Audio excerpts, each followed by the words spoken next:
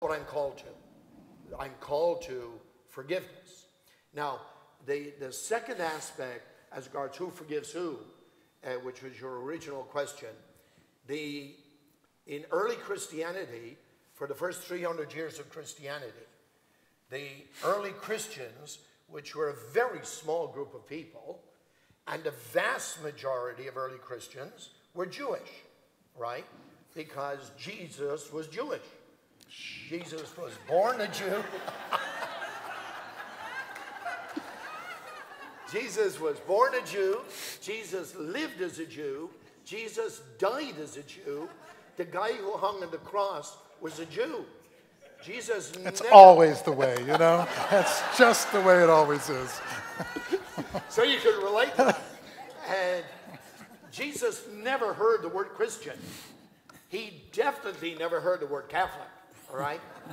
And so when we look at the early Christian community, which were mostly Jewish, that Christian community in the first 300 years, when they would get together to celebrate our Eucharist, which is our celebration of thanksgiving to our God, all right? When they would gather to celebrate the Eucharist, they were small groups, 10, 15, maybe 20 people. The first ritual of the Eucharist was a public confession of sin, where everybody in the group went around the table and confessed publicly to the whole group their sin, since they were last together, whatever it would be. I have failed to live up to the call of my Jesus because I was unfaithful to my wife. I have failed to live up to the call of my Jesus because I stole. I failed to live up to the call of my Jesus, whatever the sin was. And that sin was confessed publicly to the whole group. And then the whole group brought forgiveness to that person. But everybody in the group went around. That all worked fine until Constantine. And with Constantine, when he became the Roman emperor, and automatically everybody in the Roman Empire became Christian. That one-on-one confession was a struggle, all right? Because the community... Because it would have taken all week. They would have taken all year. Imagine. Now there were so many people in the community that the concept of every individual standing in front of the community looking for forgiveness became very impractical. And so therefore, a whole new approach to asking for forgiveness happened. And that was the community selected a leader. And they said, this person now speaks for the community. And when this person speaks for the community, if they say you are forgiven on behalf of the community, then you are forgiven. If they say you are not forgiven on behalf of the community, you're not forgiven. But the community choose this person. This person had no power or authority without the community. It's a little bit like being a judge in our society today. Judges are chosen by the community to exercise judgment on behalf of the community. Some judges do a good job. Some judges don't do such a good job. So the community, right after Constantine, around the year 345, 400, they choose, and that person spoke on behalf of the community. But the bottom line is, the forgiveness is rooted in God. So originally, does that mean the role of the priest was giving absolution on behalf, with the authority of the community, not the authority of God? Oh no. For us, the community and God are one and the same. Could you explain about Original sin. So that's the other place I was That's going to go. that's a whole other one now. So we talked about it as a behavior and not a state. Not letting you not go but there. but we know that original sin seems to be a state rather than a behavior by the person. And the question is? So if sin, as you defined it, is behavior, then and not a state, then how is one in a state of original sin coming in to the world when one hasn't done anything yet? It's the term original sin means the original sin, right? And for us, in our tradition, the original sin was the sin of Adam and Eve, all right? We all know the story, I think, where Adam and Eve are in the garden and things are going wonderful and they're having a lovely time and God is having But they're hungry. And God is having a little chit-chat with them and saying, you know, it's all yours and we love you and everything's going great. You know, now stay away from that tree over there because, now does everybody understand this as a story? You know, I don't want somebody, you know, wanted, well, what kind of an apple was it? You know what I mean?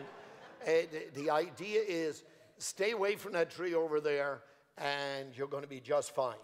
And God goes off into the sunset and the couple are standing around getting bored with life and they end up meeting the devil and the devil says, the only reason God doesn't want you to have that tree is if you eat from that tree, you're going to have all the truth of all life. And they chit-chatted about that, and they decided to give it a shot, you know. And so it reminds me of a joke that I'm going to... Can I tell the joke? It's not a priest or rabbi. No, it's not a priest or rabbi. Okay. The joke is about the priest is preaching in church, and the church is packed with people, full. And the priest is up there preaching, giving everybody blazes about the whole thing, right? And there's a guy up in the choir loft, and he gets so excited by what the priest says, he flips over and falls off the choir loft. But as he's going down, he grabs the chandelier. You know what I mean? No, I blew that on the thing. I told the joke wrong. It's a woman. There she is up in the choir loft. There she is in the choir loft, all excited about what the priest says, and flips over the choir loft, and as she's falling, she grabs the chandelier. And so with that, the priest looks, and there's Mrs. Murphy hanging on the chandelier right there. And the priest says, if any man in this audience dares to look up, he'll go blind, you know. And Mike turned to Patrick and he says, I think I'll risk one eye.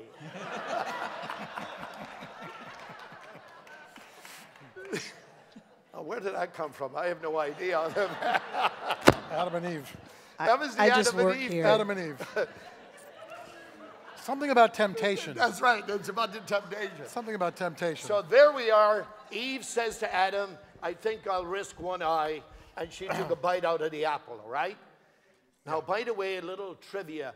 The only thing they knew, God bless you, the only thing they knew that they didn't know before, after eating the apple, is they were naked. They learned nothing new other than they were naked. So we could talk about that scripturally and see what the symbolism of that is. So the idea of that sin, and that is not listening to your God, not following the directives of your God, and failing to be what God has called you to be, not trusting your God, we call that original sin, all right? Now, that concept, according to Augustine, now remember Christianity was 400 years old when Augustine came on the map, all right?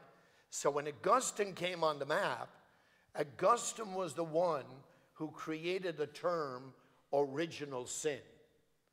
And for 400 years in Christianity, that term was not used. He was a very unhappy man. He was a very unhappy guy. He was not a happy guy. Even though he was, well, we won't get into Augustine. All right. And so Augustine created the term original sin. And the concept is, in Christianity, in the Catholic Church, all sin is social. There's no such thing as private sin. All sin is community. So when somebody sins in the community, the whole community is less, because the whole community has been affected by the sin. So with Adam and Eve's sin, the whole community, the whole world was lessened by their sin. The world as it was and the world as it is today. We are lessened by their failure, and we call that original sin. The effect that their failure has on us is called original sin. So just theirs. Yeah, when we All start with sin Adam is and social, Eve. and we're all, I'm assuming, less whenever sin is brought into the world. That's exactly right. But their sin is the only social sin that touches everybody. Oh no, all sin touches everybody. So, But Adam and Eve, there was the original sin. They were the first. okay. We've had a few sins since then. On the thing, or two. So one or two. So, but all sin lessens everybody. So every tradition seems to agree that it's a good idea to forgive, that we're supposed to forgive each other, that God calls us into forgiveness of one another before we can presumably go to God. So why is it we have such a hard time forgiving one another? Not just interpersonally, but as peoples, as religious traditions, we have a really hard time forgiving each other.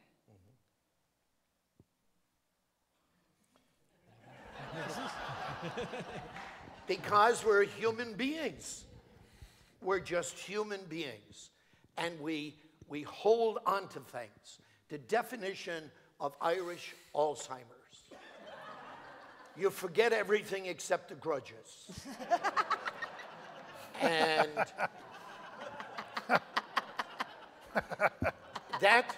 the problem is that's not just the Irish, all right? The problem is that's all of us. I remember talking to some fourth graders and chit-chatting with them and saying, hey, you know, do you guys get mad at each other?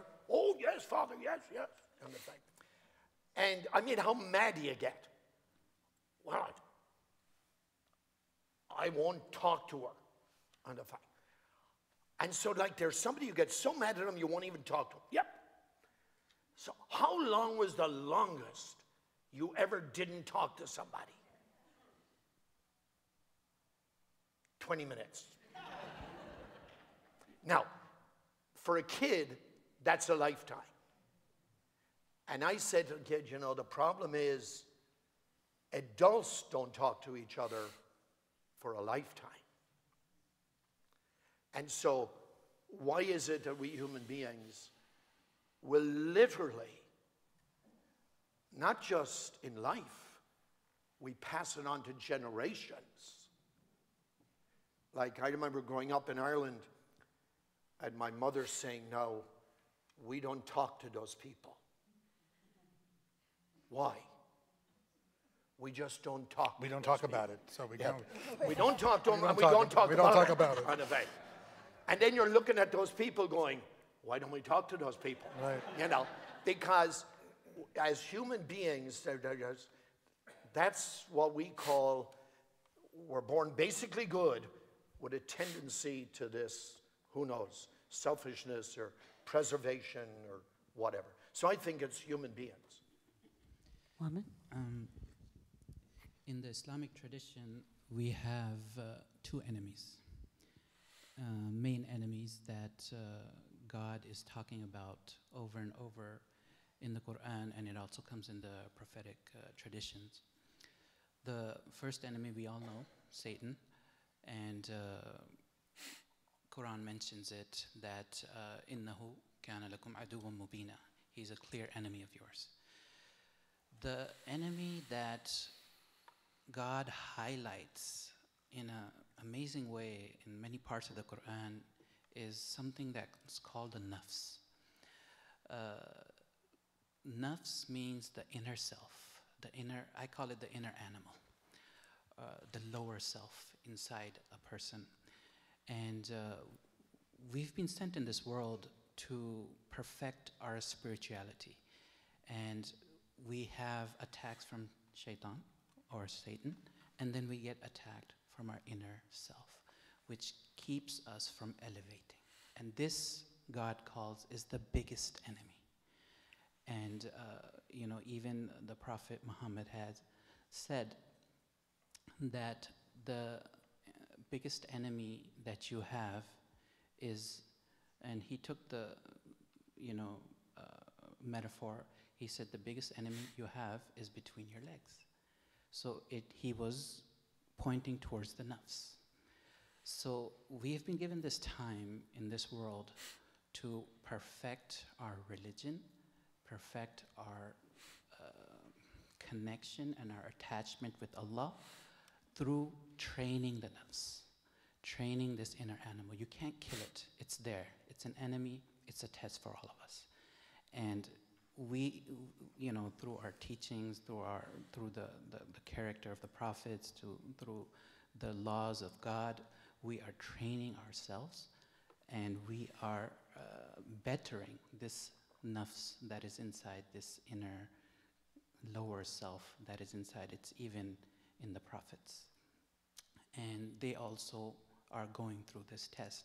So when a person is not forgiving, he's basically listening to his animal inside. He's listening to his lower self, and he's keeping that grudge, and he's keeping that animosity. And basically that is the hindrance that is between him and him elevating towards God. It seems to me that in Jewish tradition, the purpose of life, the purpose of being here, we say is litaken olam b'malchut Shaddai, to heal the broken fragments of the world with holiness. That is, like in the Torah in the book of Leviticus, where God says, Kedoshim tihiyu, be holy, that our sort of prime directive is to be holy and to bring holiness into the world. And that if we act in such a way that that our actions and our words help heal the brokenness of the world, we are bringing holiness into the world. We are imitating God. We are, by definition, being compassionate, forgiving, merciful, caring, loving, just, the qualities that we associate with God in our prayer, in our worship, in our services, are qualities that we are supposed to imitate in our own lives, and in so doing, bring that sort of healing to the world. And that forgiveness is one of those hurdles that we have to jump over, that we have to overcome in order to be successful at our job, our task of healing the world. That if you don't forgive, there can't be healing. I mean, forgiveness and healing go hand in hand. And if you see our very purpose of life as healing, then you know that forgiveness is one of the tools that's essential to affecting any healing. Otherwise, you end up with lots of open wounds running around the world, and that's the opposite of healing. And I'm sure all of our traditions pointed out, because it's so difficult, because it's such a hard thing for human beings to do, to forgive. It's hard for humans to forgive themselves. It's one of the hardest things to do.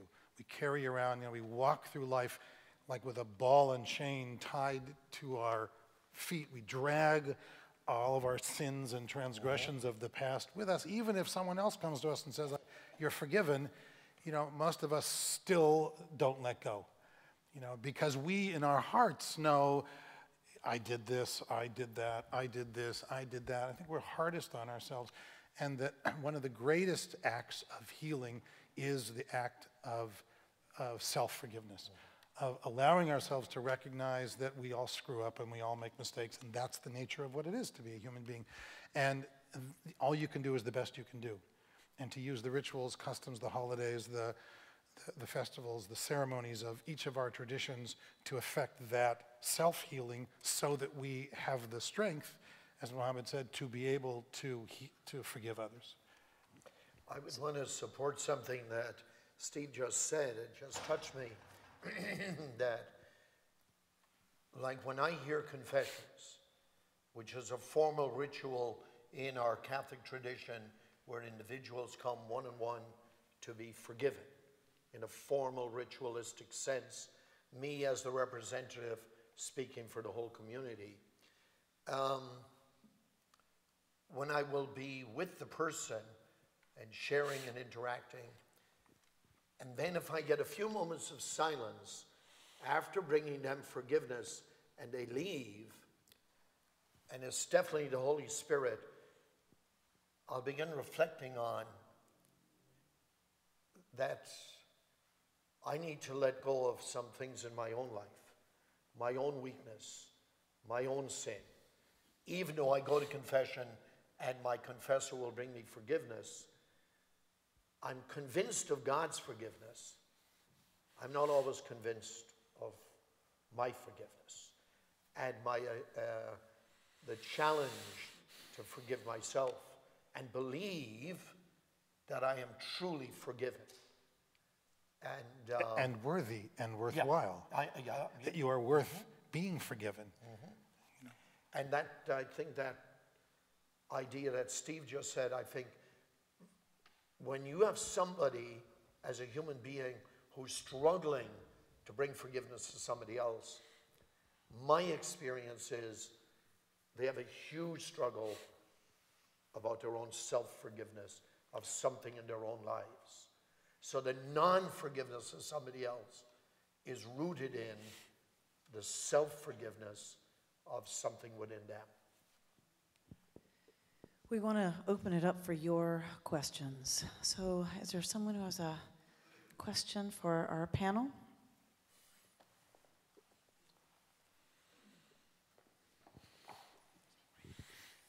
I'll try. Good. I was thinking a lot about the concept of forgiveness on many levels, and I started to think about Lance Armstrong. And I started to think about that as a discussion for the charity and the people who feel so badly, and that whole charity is now, I don't know what word to use, but it isn't going to exist, or whatever it will transform into, and all the people who are saying what a terrible travesty to how he represented himself to everyone.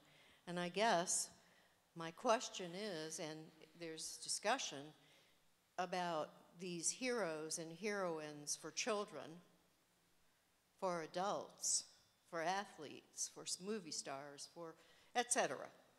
And we live in this city where there are so many of those people in Bollywood, Hollywood, and then I think about the concept of moral integrity. And Lawrence Kohlberg, the moral development theorist, and talked about the levels of moral development, etc. Enough. So do you have a question you want to ask them? Yeah, just it's thoughts. It's like people, what do people think? It's for discussion. So do you want to comment on what happens when our heroes and heroines turn out to be fallible and sin against the community that can't really, you know, how do you deal with forgiveness there? Well, I would say, first of all, it goes back to your questioning me about, why do we have such a tough time forgiving? We're talking about human nature. We're talking about human beings. We're not talking about puppets. And we do tend to put people up in pedestals. And for whatever reason, rightly or wrongly, deservingly or not deservingly. And sometimes people set themselves up on pedestals. And the higher the pedestal, the bigger the fall. Like if you're just kind of, whoever, Joe Blow in society, and you fail, you know, there's a fall. But if you're a public person in society, the fall is much bigger. So like we hold our politicians to a higher level sometimes. Not an unusual level. We hold ourselves to the same level, but we expect them to be different. We do that with our clergy. We expect our clergy to be different, all right? And what we do is... In a good way, right? In a good way, Yeah. in a good way. And when we find out that they're not, you know, when we find out they fail, that like our priest, you know, is an abuser, or we find out that our minister has been unfaithful to his wife, you know, and or our minister or rabbi has a child outside of marriage, and we hear those things, those are big falls now. They can happen to anybody. And sometimes our heroes disappoint us, and they let us down. And dealing with that is a huge challenge again. Why? Because we're human beings. And the question is, what are we challenging ourselves to? Can I also add to that, maybe? Please, please. We are humans and we will sin. And we are told in the Islamic tradition that hate the sin but not the sinner. So we are allowed to hate the sin. And there are many sins being committed. And we also look at ourselves and we feel that we are sinners also. And we hate the sin that we do, we hate the sin that others do, but we don't look down at anyone. We don't judge anyone. And the main reason for that is one of the sayings of the Prophet is al-ibratu bil khawatim. What matters is the ending. What matters is what the person ended on. So sometimes a person chooses the wrong path, he comes under sin or he comes under some type of transgression, but his repentance is such that at the end of his life, God gives him this opportunity and he changes his ways and he becomes maybe a saint. So if we want to elevate as God-fearing believers, then we cannot hate the sinner, but we can hate the sin. I will just, I hope we don't, a little event that comes in my mind. At the time of Moses, there was a person that the community had kicked out because of all the transgressions that he had done. Too many sins, and they were such that they just had to kick him out of the community, and he was living in the jungles. At the time of his death, he died. Moses the revelation comes to him that go and attend the funeral of my beloved slave who is in that place, and tell the people in your community that whoever has a huge amount of sins, they should go and attend in that funeral, and I will forgive them all. Right at that funeral. So when the people, they came in multitudes, they come there and they see it's that same sinful person. So they said, "Oh, Moses, what is this? You told us that there's some righteous, saintly person and we're coming to his funeral and this is the person." We kicked him out. So he asked God, and God told him that he made such a repentance because it's mentioned in the narration that he looked to his right and he looked to his left and he saw no one, and he turned towards the heavens and he made such a repentance that was so beloved to God that because of him, the sinner, the rest of the people that attended the funeral, they got forgiven. So you never know how a person ends his life. So we are not there to judge. But if we want to elevate, then we have to keep our hearts clean from everyone. So, I guess for me, I also struggle with the ways that our traditions use our faith traditions to hold people to the opposite of that, to hold people accountable as groups. You know, that whether it's the West and we're sinners and so, you know, we deserve whatever comes, or in the Middle East where we demonize each other and all kinds of horrible things happen, or certainly in Ireland, right, violence used in the name of faith because somehow people have participated in sinful behavior in such a way that they therefore forfeit their lives. And I think it's so true what we've heard here tonight is how most of us would think about forgiveness, and yet I carry away this feeling like there's this other level of all of our traditions where faith is used as a way to say categorically a group is sinful enough that there are no innocents among them, and just want to say that I'm kind of aware of that and struggling with that as I hand the microphone to someone else to ask a question. But Amy, what you just said right there now, is there a question in there someplace? I just think we dance around the fact that within our traditions, whatever we've just said about everybody needs to be forgiven and sin is a behavior and not a state, and you love the sinner, you hate the sin, I think there is a way that faith traditions have gotten themselves around an idea that a group can participate in a way of living, a way of thinking, a way of practicing, a way of being that makes them so sinful somehow that we can blow up their children. Whole groups. That's not justified by a faith tradition. Right, but I think faith traditions have used the language of faith to justify that. That's all I'm saying. That we just are all agreeing that that's not something we would do. I do think faith traditions have used that language of sin and sinfulness to do things that... I would say everybody recognizes that one of the challenges that we all face is that language is public and public property. And therefore, anybody can take it, and anybody can use it, and anybody can twist it, and anybody can misuse it, and anybody can abuse it, and anybody can stand up and say, I'm doing this in the name of, and claim any of our faith traditions and blow somebody up. And somebody, in fact, lots of people have, in the name of all of our faith traditions, blown people up, and blown children up, and done all kinds of things.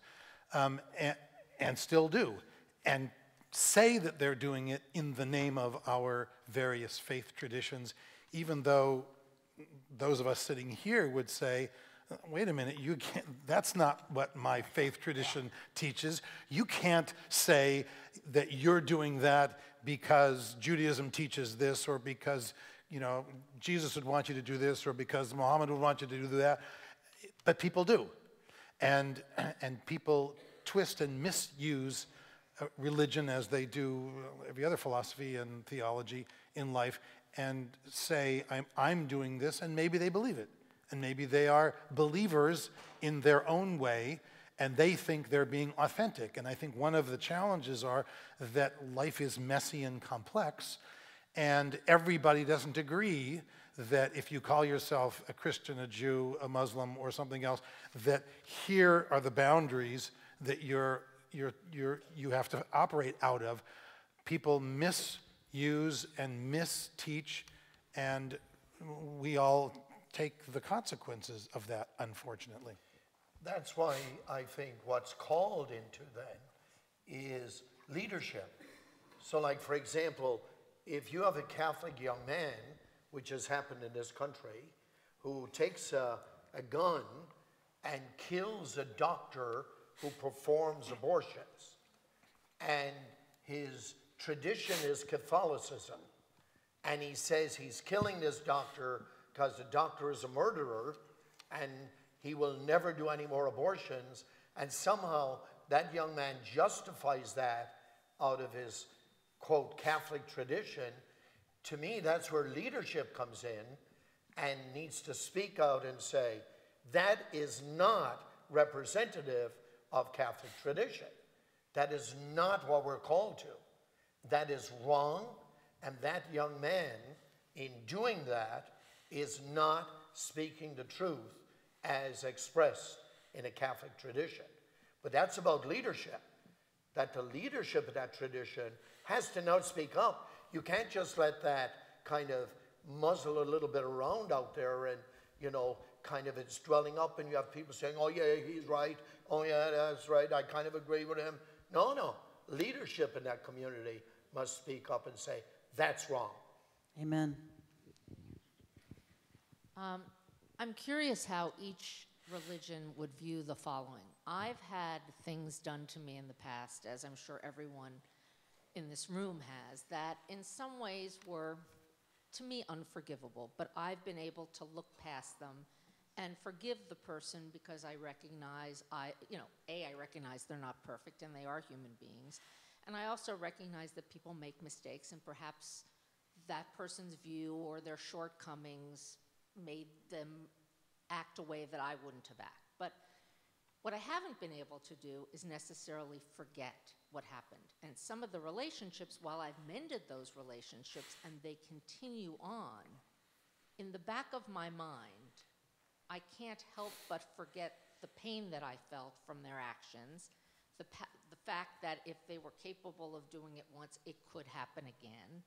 And so there's the word forget. So I've been able to forgive. I haven't necessarily been able to forget. And I'm wondering how each of these, each of the respective religions view that.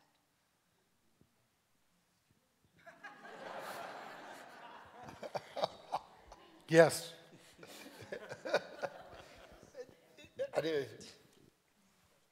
To me, what you're sharing is that you're a fine, healthy human being. Yeah. And I don't think there's a link between forgiveness and forgetting. I think they're two separate concepts because some hurts are so deep, all right, that they can begin to take us over. And I go back to what Steve said in the beginning.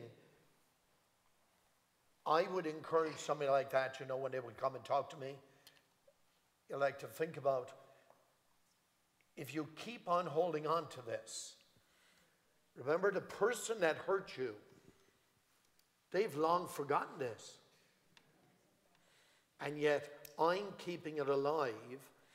And the only way it's going to stay alive is if we nourish it. If you don't nourish something, it dies. And so we have to begin to look within ourselves, how am I nourishing this not forgetting? How am I nourishing that in some way? Now, I'm not a psychologist or psychiatrist. I'm just a guy that does the best I can as regards working with people. But I wouldn't necessarily link forgiveness and forgetting. They're two different human experiences. Well, I haven't necessarily nourished it, but in the back of my mind, I think that the relationship changes. Oh, without a doubt. Truly forgiving somebody the way that you just discussed. I suppose what I've taken away from this is that if your God tells you to do something a certain way, then the relationship really shouldn't change. But how does it not? Well, it has to change. No, I think that's an unrealistic expectation, and I personally wouldn't expect somebody to forget what was done. First of all, it's foolish to do that, and because it's what you said before is probably true, that someone who does something before could do the same thing again. The forgiveness part is for you to be able to not walk around like this, not walk around having it hurt you, having it continue to be in your present. That's really what it's about. It's for you to be able to let go of your hurt and your pain. not to necessarily trust that the person is, I'm going to turn my life over to this person again. And forgetting is probably impossible. I mean, this is the nature of human beings. You know, you forgive and then you move on, but you don't want to be foolish either. We have time for 2 more questions. One over here. Okay. Yes, thank you. I thought it's just been a wonderful discussion. I'm curious as to the difference between when you talk about imitating God and our call to be more like God, and these celebrities you see who become God. You know, what is it that happens in the human being where they displace their God and become that? And I think I see that so much in our society. Can you address that from the 3 different perspectives? Yeah, I think that, I'll be quick. Jewish tradition and certainly the biblical tradition holds up almost as the #1 sin idolatry. The #1 sin in the Torah, I think, is without question idolatry. And idolatry is putting something higher than God. That is putting, and in sort of common everyday language, it means making anything more important than the kind of values that we're talking about. Whatever it is, whether it's a celebrity, whether it's money, whether it's, you know, having the best house, whether it's being the baddest guy on the block, whatever it happens to be, when you elevate something or a part of something to be the most important thing in your life, hero worship, like the kind of celebrity worship that you're talking about, turning someone into, quote, God, means that you've decided that is more important and more valuable and of a higher value to you than the kind of ethics and values and way of life that our traditions teach us to in fact, cherish. And that's what idolatry is. And it comes in many forms. And it's something that it's easy for us to slip into. And certainly in Los Angeles, it's the nature of our town. And it's something that's why we have religious traditions, and people go to church, and people go to mosques, and people go to synagogues, to remind themselves of what really matters. It's because we need to remind ourselves of the things that matter most in life. I second that. And there you go. I'm reminded by a question of 2 things. One is, many years ago, I went to a concert in the Coliseum in Los Angeles for U2, all right? The Joshua Tree album. That'll tell you how old it was, all right?